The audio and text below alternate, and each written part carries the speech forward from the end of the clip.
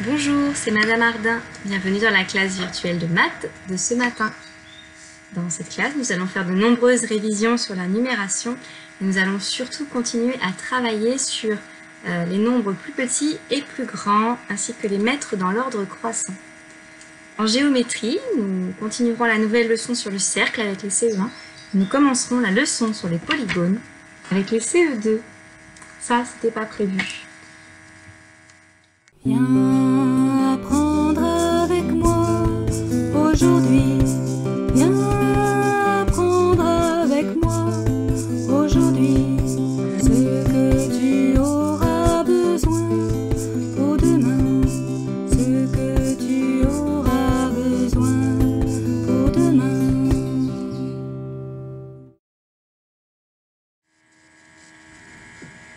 Nous commençons la partie des CE1 avec des nombres à décomposer. J'ai mis un exemple pour bien montrer quelle décomposition j'attends. 351 égale 300 plus 50 plus 1. Je vous demande de faire la même chose sur votre cahier avec 253. N'oubliez pas de mettre la vidéo en pause quand je dis pause et de la relancer ensuite pour avoir la correction. Pause. 253 est égal à 200 plus 50 plus 3. Même exercice avec 627. Pause. 627 est égal à 600 plus 20 plus 7. Je vous laisse maintenant quelques instants pour vous rappeler de quoi nous avons parlé au sujet de cette figure vendredi matin. Donc, cette figure, quel est son nom? Et puis, qu'est-ce que nous en avons dit? Je vous laisse retrouver tout cela. Pause. Donc, voilà la réponse que j'attendais. Cette figure s'appelle un cercle. C'est une figure géométrique plane. Mais comme elle ne peut pas être tracée à la règle, ce n'est pas un polygone. Pour la tracer, je vais devoir utiliser un outil qu'on appelle le compas. Donc, si vous aviez retrouvé ces informations, c'est très bien. Sinon, vous penserez bien à apprendre la petite leçon sur le cercle que je vais bientôt donner. Alors, pour tracer ce cercle, il y a deux autres mots de vocabulaire que je dois connaître. C'est-à-dire que je ne peux pas le tracer comme ça directement avec un compas si je n'ai pas ces informations. Donc, je vais vous les afficher. Ce sera la suite de la leçon.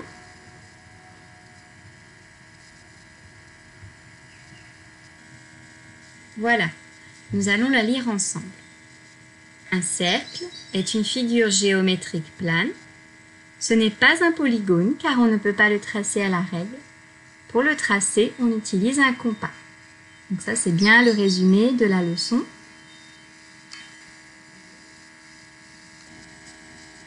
Donc ça, c'est bien le résumé de la leçon que je viens de vous redonner.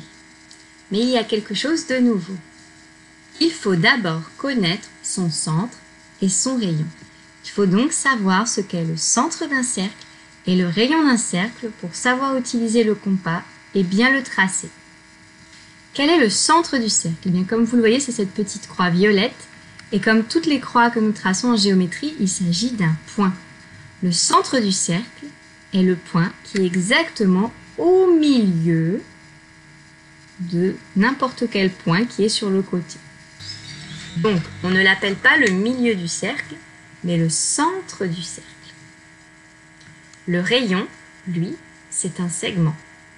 Ce segment, il part du milieu du centre, donc on va dire le centre du cercle, et il va jusqu'au côté du cercle, c'est-à-dire jusqu'au bord, et cela forme un segment. Je peux le tracer ici, mais je pourrais le tracer à n'importe quel autre endroit de ce cercle. Donc le centre du cercle, ce sera l'endroit où je vais piquer mon compas avec la pointe en métal quand j'aurai besoin. Et le rayon du cercle est l'écartement que je vais donner entre les deux branches du compas.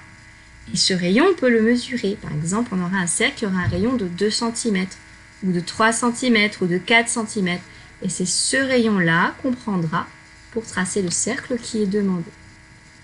Comment retenir le mot rayon? Eh bien, je vous propose deux possibilités. Soit on pense aux rayons du soleil, qui partent du centre et qui vont bien sur le côté.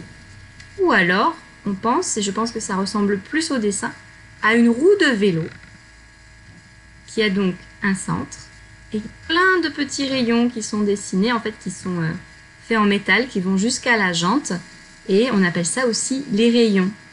Donc c'est pas pour rien, c'est parce que ce sont bien les rayons de la roue qui sont en métal. Voilà, on essaie de bien retenir ça pour la leçon de demain. La partie des CE1 est terminée. La leçon et la partie de travail des CE2 commencent maintenant, mais ce cours est bien pour toute la classe. Nous allons commencer par réviser les nombres juste avant et juste après.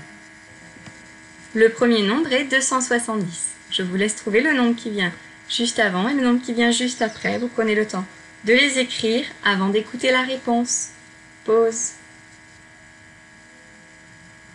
Le nombre qui vient juste avant 270 est 269. Et le nombre qui viendra juste après est 271. Vous faites donc bien attention au changement de dizaine avant 270. Le nombre suivant est 159. Pause. Le nombre qui viendra juste avant 159 sera 158. Et celui qui vient juste après est 160. Attention, là aussi il y avait un changement de dizaine. Prochain nom, 599. Pause. Le nombre qui est juste avant 599 est 598.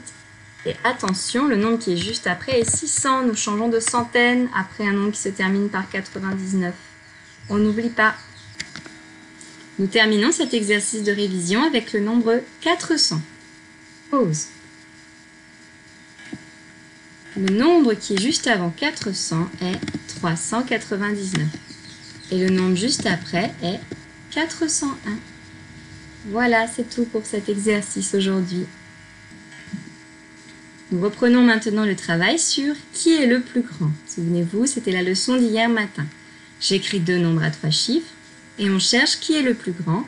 Et on va bien sûr mettre le symbole qui correspond à plus grand ou plus petit que. Donc là, c'est l'exemple. Je vais réexpliquer comment on fait pour trouver. Dans 624, je vois qu'il y a 6 centaines. C'est le chiffre des centaines qui va le plus m'intéresser. Alors que dans 432, il y a 4 centaines. C'est 624 qui a le plus grand nombre de centaines. C'est donc lui qui va être le plus grand. J'ouvre la bouche du côté de 624. Je vous laisse trouver le suivant tout seul. Qui est le plus grand entre 715 et 175? Pause. Le plus grand est 715. Il a 7 centaines, alors que 175 n'en a qu'une. Les deux nombres suivants à comparer sont 508 et 510. Attention, il a le même nombre de centaines. Il va donc falloir regarder aussi le chiffre des dizaines. Pause. Donc, quand je regarde le chiffre des dizaines, ici il y en a 0, alors que là il y en a une. Donc le plus grand c'est celui où il y en a une, 510 est plus grand que 508. Voici les nombres suivants, 832 et 854. Pour eux aussi, il faudra regarder le chiffre des dizaines. Pause. On voit que dans 832, il y a 3 dizaines, alors que dans 854, il y en a 5. Le nombre le plus grand est donc 854. On voit que dans 832, il y a 3 dizaines, alors que dans 854, il y en a 5. C'est donc 854 qui est le nombre le plus grand. Les nombres suivants sont 467 et 461. Pause. Dans ces nombres, il y a le même nombre de centaines, le même nombre de dizaines. C'est le chiffre des unités qu'il va maintenant falloir regarder. Ici, il y a 7 unités, alors qu'à côté, il n'y en a qu'une. Donc, le plus grand est celui où il y a 7 unités, c'est-à-dire 467. Et nous finissons avec 372 et 378. Pause. Dans 372 et 378, c'est aussi le chiffre des unités que je vais devoir regarder. Je vois qu'ici, il y a 2 unités, alors que là, il y en a 8. C'est donc 378 qui est le plus grand. J'ai repris 4 des nombres qui étaient dans l'exercice précédent. Je vais vous demander de les mettre dans l'ordre croissant. Je rappelle que l'ordre croissant, c'est les nombres du plus petit jusqu'au plus grand. Donc là, parmi les 4 nombres qui sont écrits au tableau, vous choisissez le plus petit et vous l'écrivez en premier, puis le deuxième, le troisième et le quatrième sera celui qui restera. Donc vous prenez le temps de le faire sur le cahier, de l'écrire et on se retrouve pour la correction. Pause. Pour réussir cet exercice, il suffisait de regarder les chiffres des centaines. Dans 624, nous avions un 6. Dans 432, un 4. Dans 715, un 7. Et dans 175, un 1. Et de mettre ces nombres dans l'ordre croissant. Le nombre le plus petit est 175 parce qu'il n'a qu'une seule centaine.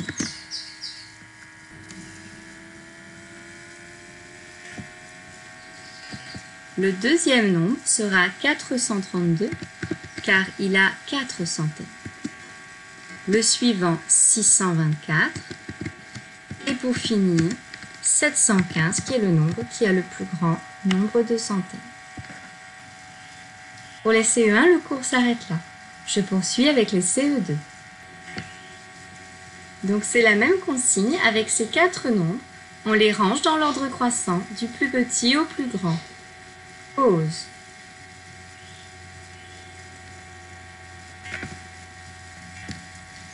Le nombre le plus petit ici sera 234. On voit bien qu'il n'a que 2 centaines. Le nombre suivant est 563 puisqu'il a 5 centaines. Quand j'arrive au troisième et quatrième nombre, je rencontre un problème. Puisque les deux nombres, 876 et 807, ont tous les deux 8 centaines. Je vais donc regarder le nombre de dizaines, le chiffre des dizaines. Et je vois que dans 876, c'est un 7, et dans 807, c'est un 0. C'est donc 807 qui sera le plus petit ici. Et forcément, je vais terminer avec le dernier, c'est-à-dire 876. Voici l'ordre des nombres qu'il fallait trouver. Je vais maintenant commencer à vous parler des polygones. Nous sommes en géométrie et c'est une nouvelle leçon. Il va déjà falloir retenir ce que c'est qu'un polygone. Un polygone est une figure géométrique plane, fermée, dont tous les côtés sont tracés à la règle. On va essayer de retenir cela. Donc déjà, c'est une figure géométrique. Elle est plane, ça veut dire que je peux la tracer sur un papier, elle sera plate, elle ne sera pas dans l'espace comme certains objets que nous avons déjà vus. Et cette figure doit être fermée et tracée à la règle. Je vais donc tracer quelques figures, nous allons voir ensemble si ce sont des polygones ou non. Première figure, est-ce un polygone ou pas ? Non, ce n'est pas un polygone, parce que cette figure, elle est bien fermée, elle est bien plane, mais elle n'est pas du tout tracée à la règle. Voici une deuxième figure. Est-ce un polygone ? Oui, c'est un polygone. Cette figure est plane, fermée et tracée entièrement à la règle. C'est donc bien un polygone. Troisième figure, est-ce un polygone? Non, ce n'est pas un polygone. Cette figure est plane, elle est bien tracée à la règle, mais regardez, elle n'est pas fermée. Les derniers côtés ne sont pas joints. Ce n'est donc pas un polygone. Si vous l'avez bien compris, un polygone est donc formé de côtés, qui sont des segments, et comporte des sommets, qui sont les endroits où les côtés se rejoignent. Par exemple, ce polygone a 4 côtés et 4 sommets. Je vous propose maintenant un petit exercice pour voir si vous avez bien compris. Dans la première série de figures que j'ai tracées, il y a un intrus. Il y en a une qui n'est pas un polygone. Vous prenez le temps de la trouver et ensuite nous allons remettre la vidéo pour donner la réponse. Pause. La figure qui n'est pas un polygone était la figure B.